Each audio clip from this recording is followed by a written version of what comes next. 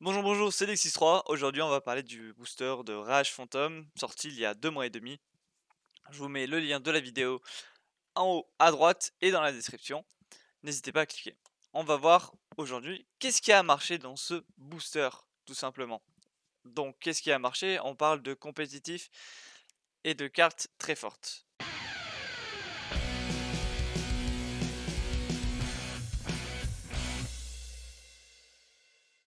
Le booster Rage Phantom est sorti le 5 novembre, soit il y a 2 mois et demi, et il a un peu chamboulé la méta actuelle. Non pas par le mix de Raid Raptor et Chevalier Fantôme qui était très attendu, mais par l'archétype Virtual World.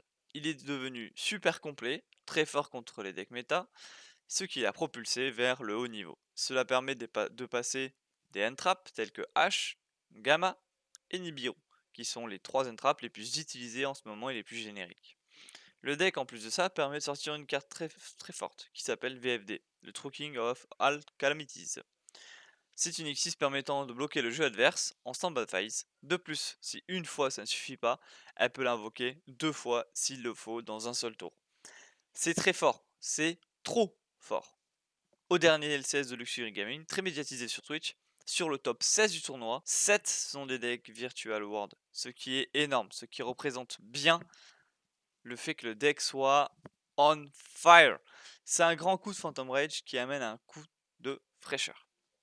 Cette liste du top m'amène sur un autre deck, le deck Zodiac, amené un peu plus haut par une carte.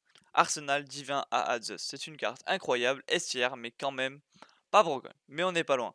Elle permet de détruire toutes les cartes sur le terrain en détachant 2 matériels, et surtout un Salvox sur n'importe quel Xyz, tant que cette dernière a combattu. C'est très fort.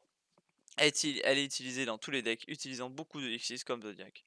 Nous pouvons aussi parler de Prankil Mew Mew Mu, qui a étoffé les decks Prankil, qui remet un petit peu Prankil dans un A tier, je dirais, et non pas un S tier.